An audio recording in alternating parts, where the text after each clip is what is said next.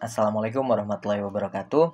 Berjumpa kembali dengan 0SCS Academy pada seri Lab Komputer di episode yang ke-9. Nah, dikarenakan kondisi COVID-19 yang dalam beberapa hari kebelakang ini menunjukkan grafik yang memburuk ya, serta kebijakan pemerintah untuk melakukan pembatasan di berbagai kegiatan, di berbagai aktivitas, terutama saat ini kita kembali lagi ke work from home. Nah, maka kami putuskan syuting untuk episode ke-9 kali ini diselenggarakan kembali secara daring via Zoom. Nah, jangan lupa kalian semua untuk tetap ketat menerapkan protokol kesehatan, memakai masker, mencuci tangan, dan menjaga jarak sebagai upaya untuk pencegahan penyebaran virus COVID-19. Semoga Allah Subhanahu wa Ta'ala selalu melindungi kita semua. Amin. Nah, di episode ke-9 kali ini, kita akan fokus pada pembahasan pengolahan data penelitian di bagian analisis verifikatif dengan menggunakan metode regresi linier berganda. Melanjutkan pembahasan sebelumnya, setelah kita melakukan analisis deskriptif, dilanjutkan dengan pengujian asumsi klasik yang terdiri dari pengujian normalitas, multikoliniaritas, autokorelasi, dan heteroskedastisitas, yang kalau kalian belum paham, kalian bisa saksikan ulang pembahasannya baik di episode ke-5, episode ke-6, dan episode ke-7 yang linknya kami sertakan di atas. Nah, di episode ke-8 kemarin sudah sempat disinggung oleh Dr. Imam bahwa analisis verifikatif itu bertujuan untuk menjawab rumusan masalah verifikatif sesuai dengan rumusan masalah yang telah kalian tulis di bab 1 di pendahuluan. Nah, di bab 1 pendahuluan itu kalian sudah menulis rumusan masalah yang isinya untuk mengetahui besarnya pengaruh dari variabel anteseden terhadap variabel konsekuen atau variabel bebas terhadap variabel terikatnya baik secara simultan atau secara parsial dulu, baik secara parsial maupun secara simultan. Nah, fokus pada penelitian data sekunder kali ini, kami contohkan pada analisis laporan keuangan yang diperuntukkan bagi konsentrasi manajemen keuangan maupun akuntansi. Ya, pada analisis verifikatif dengan menggunakan metode regresi linier berganda, variabel anteseden atau variabel bebas dalam penelitian ini digunakan untuk memprediksi besarnya nilai Y atau nilai variabel terikatnya apabila terjadi perubahan pada variabel-variabel bebas berdasarkan data analisis tren. Analisis tren di sini maksudnya analisis data empiris laporan keuangan di periode-periode sebelumnya. Maksudnya gimana? Kita contohkan atau kita gambarkan kurang lebih seperti ini. Dalam pemecahan masalah menggunakan regresi linier, kita akan memprediksi besarnya nilai variabel dependen. Kita ambil contoh misalnya harga saham, itu akan diprediksi berdasarkan nilai-nilai dari variabel independennya X1 dan X2. Misalnya kita ambil contoh pertumbuhan perusahaan dan struktur modal. Jadi kita akan memprediksi besarnya harga saham atau nilai harga saham berdasarkan X1 dan X2-nya gitu. Nah, sedangkan di di tutorial selanjutnya, di tutorial kedua selanjutnya kita akan menghitung besarnya pengaruh variabel independen terhadap variabel dependen, baik secara parsial maupun secara simultan. Yang simultan kemarin sudah dibahas sebenarnya dengan menggunakan koefisien determinasi. Nah, ini kita menghitung juga besarnya pengaruh variabel independen terhadap variabel dependennya secara parsialnya seperti apa. Karena fungsi dari metode regresi linier berganda ini selain untuk melakukan forecasting atau melakukan prediksi juga untuk mengetahui besarnya pengaruh.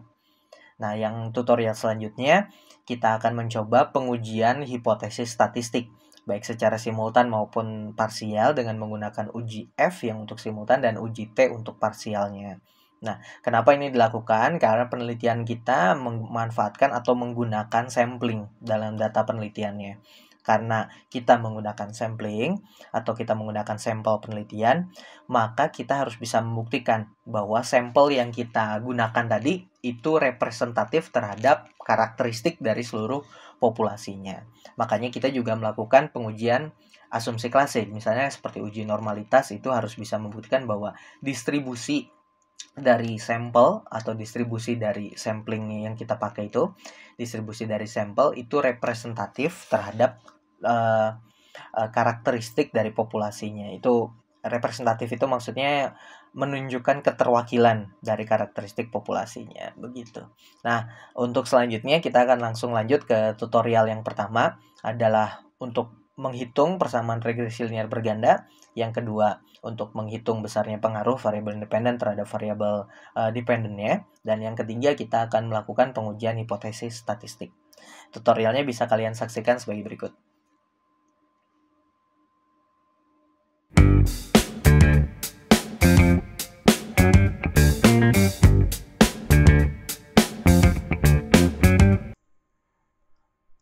Oke, pada pembahasan kali ini kita akan menghitung atau mencari nilai persamaan regresi linear berganda dengan menggunakan SPSS. Penghitungan regresi ini bisa dilanjutkan setelah kemarin kita menguji asumsi klasik. Nah, tahap selanjutnya kita bisa mencari atau menghitung persamaan regresi linearnya. Sebagaimana yang sudah dijelaskan sebelumnya bahwa persamaan regresi linear berganda adalah Y sama dengan A plus B1X1 plus B2X2. Di sini kita pakai contoh dua variabel independen aja ya, atau dua variabel bebas aja. Untuk selanjutnya misalnya ada tiga variabel bebas, berarti A sama dengan B1X1 plus B2X2 plus BNXN gitu, sampai BNXN. Itu nanti tinggal disesuaikan aja dengan jumlah variabel independen yang digunakan dalam penelitian kalian gitu. Nah, setelah kita punya tabulasi, kemarin untuk cara pembuatan tabulasinya sudah kita terangkan di tutorial sebelumnya. Setelah tabulasinya ada, kita bisa langsung tabulasi di SPSS-nya ada, kita bisa langsung ke bagian Analyze di atas. Kita klik Analyze, lalu ke bagian Regression, lalu ke Linear ya. Analyze, Regression, Linear. Kita klik gitu. Lalu kita masukkan mana yang menjadi variabel dependent dan mana yang menjadi variabel independent. Untuk kasus ini Y-nya dependent dan X1, X2-nya sebagai independent. Kita masukkan gitu. Nah, lalu untuk statistik, ini sekalian kita ulang sedikit dengan asumsi klasik ya. Jadi asumsi klasiknya sudah kita lakukan kemarin, tapi ini kita sekalian aja prosesnya kita lakukan berbarengan gitu maksudnya. Lalu kita continue. Nah, ini untuk plots. Masukin buat dapat histogram dan NPP sekaligus scatter plotnya ya gitu. Continue dan save-nya ke residual and standardized continue. Nah, untuk methods di sini kita pakai metode enter aja. Karena kita harus membuktikan X1 dan X2 dua-duanya adalah signifikan gitu. Nah, tapi kalau misalnya karena kita cuma dua variabel independen gitu. Kalau kita pakai banyak variabel independen gitu, mungkin kita bisa pakai metode yang lain. Misalnya di sini ada pilihan pakai stepwise bisa, atau pakai backward, dan yang lainnya juga bisa.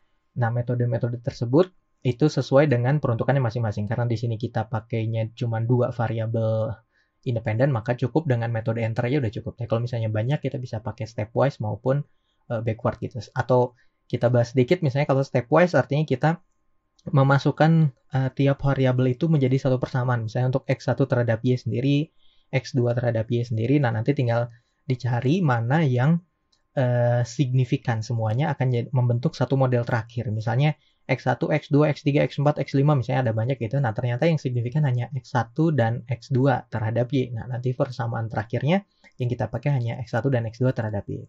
Tapi itu untuk yang banyak variabel ya. Karena kita cuma pakai kita cuma pakai dua, ya kita cukup pakai enter aja. Nanti langsung ketahuan mana yang signifikan gitu. Jadi gampangnya udah kita pakai enter aja gitu. Nah, lalu kita oke. Nah, di sini langsung terlihat kemarin. Nah, ini untuk model summary, nilai R-square ini mewakili nilai koefisien determinasi 65,9% ya. Kalau R-square ini 0,659. Lalu nilai F untuk signifikansi simultan. Nah, kita fokusnya di sini sekarang, di nilai koefisien. Nah, ini bisa kita copy dulu. Lalu di Excel misalnya kita bikin, ini asumsi klasik udah, bikin tab baru misalnya gitu, yang namanya analisis, kita singkat aja, analisis verifikatif. Nah, ini lalu kita paste hasilnya di sini, misalnya di B3 gitu. Kita paste di sini. Lalu kita sesuaikan aja biar pas. Oke gitu. Nah, kan udah diterangkan bahwa nilai atau rumus persamaan regresi itu Y sama dengan A ditambah B1 X1 ditambah B2 X2. Nah, ini contohnya untuk yang dua variabel independen ya. Nah, di nilai koefisien ini yang kita cari adalah nilai A, nilai B1, dan nilai B2 gitu. Nah, misalnya biar lebih gampang kita gambarkan juga sekalian, misalnya di sini. Nah, saya udah punya gambarnya gini. Nah, sekalian jadi ini hasil output dari SPSS. Ini kita punya bentuk diagramnya ya, diagram regresinya, lalu ini ada persamaan. Nah, ini tinggal kita masukkan. Berarti rumus persamaannya Y sama dengan nilai A-nya kita lihat nilai konstanta ini.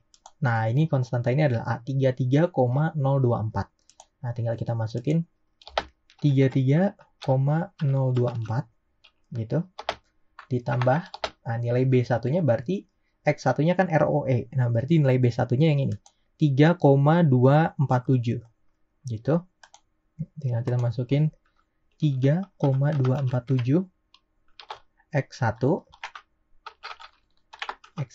ditambah nilai B2-nya itu berarti yang lekat sama debt to equity ratio untuk variabel X2-nya berarti 0,942 ditambah 0,942 X2 gitu. Nah, ini kita langsung udah dapat persamaannya. Nah, misalnya gitu di bold ya. Lalu kita bisa tuliskan di sini di diagram regresinya. Bisa kita ganti berarti nilai B1-nya sama dengan 3,247 sedangkan nilai B2-nya adalah 0,942 gitu. Nah, nilai R square-nya bisa kita cek lagi di SPSS di outputnya tadi. R square-nya 0,659 gitu. Nah, berarti nilai epsilonnya adalah 1 dikurangi 0,659 sama dengan 341 ya. 0,341. Gitu. Oke. Jadi untuk rumus persamaan regresi linear bergandanya Y sama dengan 33,024 ditambah 3,247 X1 ditambah 0,942 X2 gitu. Nah, ini rumus ini sebenarnya bisa kita misalnya kita jelaskan gitu. Misalnya rumus regresi linear berganda tersebut dapat dijelaskan sebagai berikut. Nah, misalnya gitu. Nah, yang pertama adalah menjelaskan bahwa misalnya nilai konstanta yang sebesar 33,024 gitu dalam persamaan regresi linear berganda menunjukkan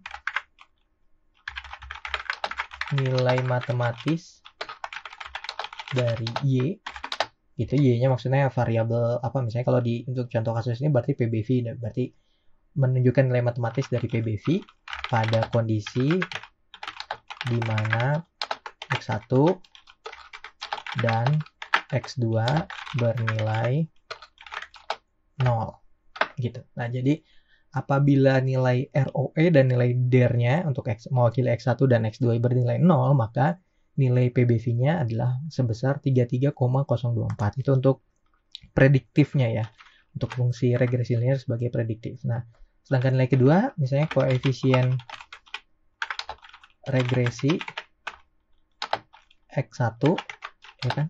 X1 ya. Nah, di sini X1 sebesar 3,247 ya. 3,247 berarti apabila X1-nya mengalami peningkatan sebesar 1 satuan, maka nilai Y-nya akan meningkat sebesar 0,32 sebesar 3,247 satuan. Nah, ini tapi dengan syarat ya. Dengan syarat variabel lainnya dianggap konstan, atau dalam ekonomi disebutnya adalah ceteris paribus gitu. Nah, yang ketiganya adalah koefisien. Nah, ini kita copy aja. Maksudnya jadi koefisien regresi X2 sebesar 0,947 ya. 942. Berarti apabila X2 mengalami peningkatan sebesar satu satuan, maka nilai Y akan meningkat sebesar 0,942 satuan dengan syarat variabel lainnya dianggap konstan. Gitu. Nah, itu penjelasan dari rumus regresi linear berganda tersebut gitu. Jadi gampangnya, kalau nilai X1 dan X2 bernilai 0, maka nilai Y-nya diprediksi sebesar 33,024. Itu berdasarkan analisis trennya ya. Nah, sedangkan apabila koefisien X1-nya atau X1-nya meningkat sebesar 1 satuan karena koefisiennya sebesar 3,247, artinya pasti nilai memberikan kontribusi terhadap Y sebesar 3,247 satuan. Kalau ini dalam persen artinya 3,247% gitu ya. Maksudnya satuan itu maksudnya gitu. Nah, karena di sini kita pakai satuannya persen, dalam persen, tabulasinya kemarin dalam persen, berarti peningkatannya dalam persen juga. Tapi kalau dalam desimal ya berarti dalam desimal juga gitu. Nah, ini berarti kalau X1-nya meningkat sebesar 1%, maka Y-nya akan meningkat sebesar 3,247% gitu. Maksudnya gitu. Sedangkan kalau X2-nya mengalami peningkatan sebesar 1%, maka Y-nya akan meningkat sebesar 0,942%.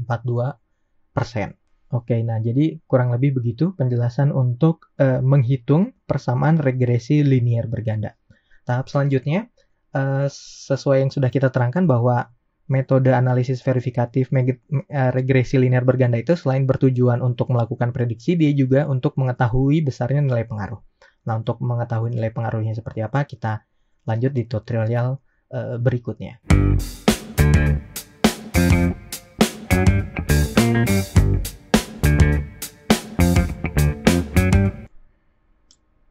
Oke, pada bahasan selanjutnya setelah kita mengetahui rumus persamaan dari regresi linear berganda, kita bisa menghitung besarnya pengaruh atau fungsi regresi linear, analisis verifikatif dengan regresi linear berganda, sebagaimana yang sudah kita terangkan sebelumnya, bahwa dia bisa memiliki, atau analisis regresi linear berganda ini bisa memiliki dua fungsi.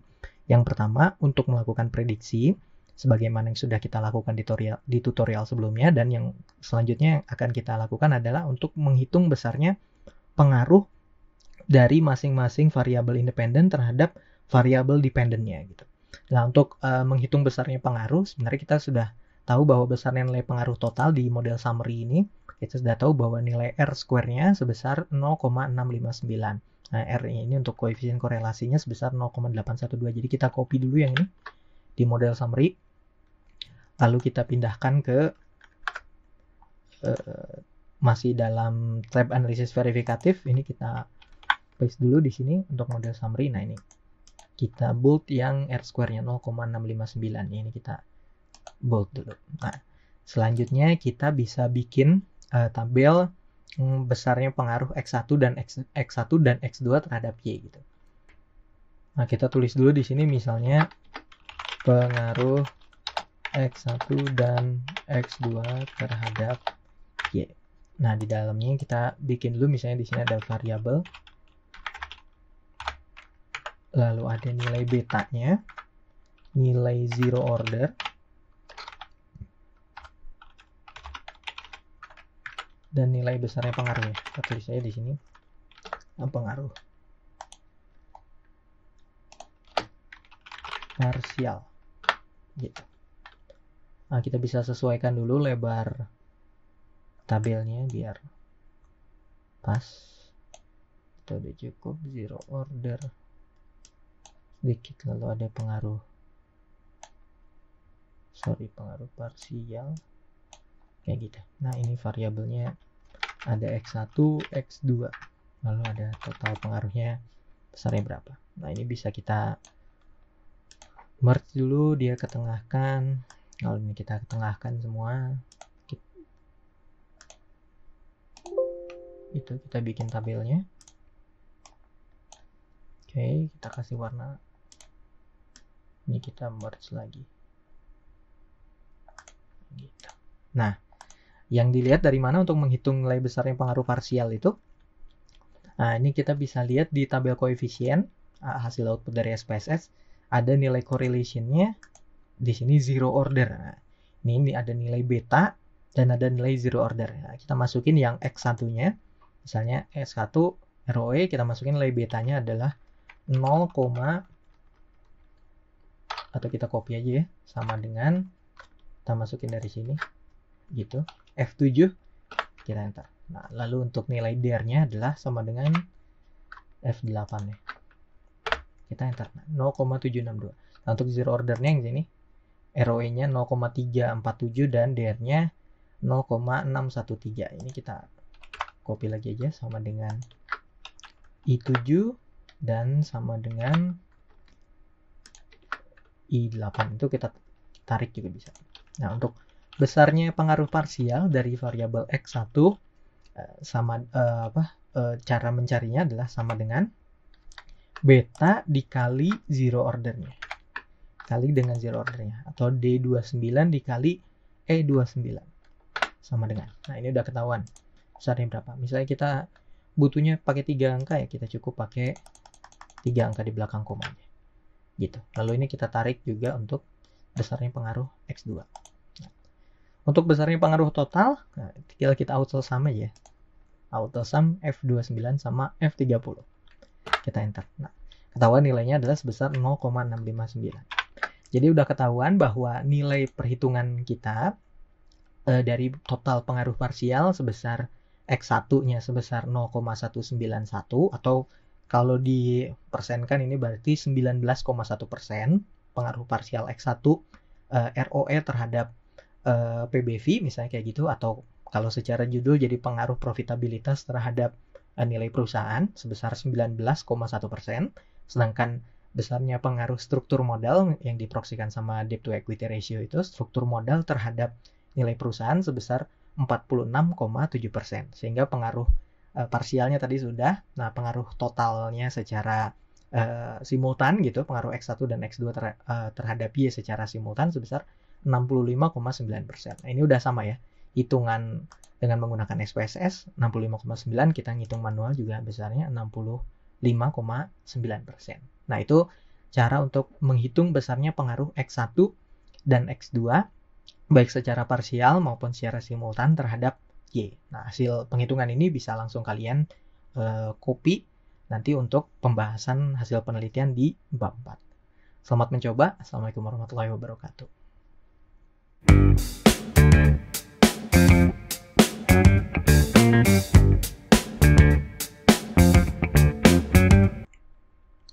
Oke, untuk pembahasan selanjutnya setelah kita menemukan rumus regresi atau mencari rumus regresi linear berganda, lalu menghitung besarnya pengaruh X1 dan X2 terhadap Y, baik secara parsial maupun secara simultan. Nah, untuk selanjutnya kita melakukan pengujian hipotesis statistik penelitiannya. Jadi ada pengujian hipotesis statistik itu kita bagi dua, yaitu pengujian signifikansi, pengujian hipotesis signifikansi secara parsial dan pengujian hipotesis secara simultan. Nah, untuk pengujian secara parsial yaitu menggunakan uji T, itu ada di koefisien. Nah, di sini udah ketahuan nilai T dan nilai signifikansinya. yang kita cek dari nilai signifikansinya. Sedangkan yang untuk signifikansi simultan kita pakai nilai pengujian uji F. Nah, ini ada di tabel ANOVA. Jadi tabel ANOVA-nya bisa kita copy dulu. Tabel ANOVA kita copy ke Excel. Nah, saya di sini. Kita Ctrl V. Nah, yang kita pakai ininya aja sebenarnya, nilai F-nya gitu. Nah, kita bikin tabel dulu biar gampang. Nah, di sini misalnya tabelnya adalah pengujian signifikansi. Nah, gitu. Lalu di sini isinya ada variabel, ada nilai signya, nilai signifikansinya gitu, dan penarikan kesimpulan. Gitu. Nah, ini bisa kita merge dulu, ditengahkan, lalu kita sesuaikan dikit. Nah, oke gitu. Nah, ini variabelnya X1, X2, ini yang 2 secara parsial, X1 sendiri, X2 sendiri, dan yang ketiga X1 dan X2 secara simultan ya. Jadi X1 dan X2 secara langsung. Nah, ini untuk nilai signifikansinya yang X1 dan X2 secara parsial ini kita lihat di sini, kita sama dengan kolom ini tarik H7 enter gitu. Yang X2 juga sama dengan, kita klik yang DR-nya di sini. T signifikansi untuk X2. Oke gitu. Nah, yang X1 dan X2 kita lihat yang di ANOVA. Nah, signifikansinya di sini ya. Di H36. Nah, ini kita enter. Oke. Nah, ini bisa kita tahu bahwa nilainya karena dia sudah, kan syaratnya pengujian nilai signifikansi itu dengan uji T dan uji F adalah apabila nilai signifikansinya lebih kecil dari 0,05 atau di bawah 5%, artinya dia signifikan, baik secara simultan maupun secara parsial gitu. Nah, jadi ini udah ketahuan nilai signifikansi T-nya untuk X1 sebesar 0,00, dia lebih kecil dari 0,05, jadi ini dia signifikan. Lalu X2-nya juga lebih kecil dari 0,05, jadi dia signifikan. Dan yang X1 dan X2 secara simultan lebih kecil juga dari 0,05, jadi dia juga signifikan. Oke. Nah, ini selanjutnya tinggal kita tabelnya kita sesuaikan. Gitu. Jadi karena dia besarnya pengaruhnya, sudah kita tahu bahwa besarnya pengaruhnya sebesar 19,1% untuk X1, besarnya pengaruh X2 sebesar 46,7%, dan besarnya pengaruh X1 dan X2 secara simultan terhadap Y-nya sebesar 65,9%. Nah, setelah kita tahu besarnya pengaruh, kita juga tahu bahwa pengaruh X1 terhadap X2 itu signifikan. Pengaruh X1 terhadap Y itu signifikan. Pengaruh X2 terhadap Y juga signifikan. Dan pengaruh X1 dan X2 secara simultan terhadap Y juga signifikan. Begitu kurang lebih. Selamat mencoba. Assalamualaikum warahmatullahi wabarakatuh. Oke, kurang lebih sampai di situ tutorial atau praktikum kita di episode ke-9, metode analisis verifikatif dengan menggunakan analisis regresi linear berganda. Nah, semoga kalian bisa mengikuti dengan baik dan semoga pengolahan data kalian berjalan dengan baik. Tadi kita udah bahas tentang menghitung persamaan regresi linear berganda, menghitung besarnya pengaruh variabel independen terhadap variabel dependen, dan pengujian hipotesis statistik baik secara simultan maupun secara parsial. Nah, analisis verifikatif sampai di situ untuk menjawab rumusan masalah verifikatif kalian yang besarnya pengaruh X1 terhadap Y, X2 terhadap Y, dan X1, X2 terhadap Y. Semoga dapat diikuti dengan baik ya, gitu. Nah, di episode ke-10 selanjutnya mungkin kita akan berikan tambahan-tambahan di pengolahan data penelitian maupun penyusunan skripsi, dan mungkin kita akan adakan sesi Q&A yang infonya mungkin akan kita sampaikan nanti selanjutnya baik di grup, di WhatsApp grup maupun di Google Classroom. Nah, kalian bisa tunggu info selanjutnya gitu. kurang lebih episode 9 kali ini sampai di situ. Jangan lupa kalian untuk tetap ketat menjaga protokol kesehatan dengan memakai masker, mencuci tangan, dan menjaga jarak. Semoga kita semua selalu dilindungi Allah Subhanahu wa taala dari wabah virus COVID-19 ini. Sampai di situ. Assalamualaikum warahmatullahi wabarakatuh.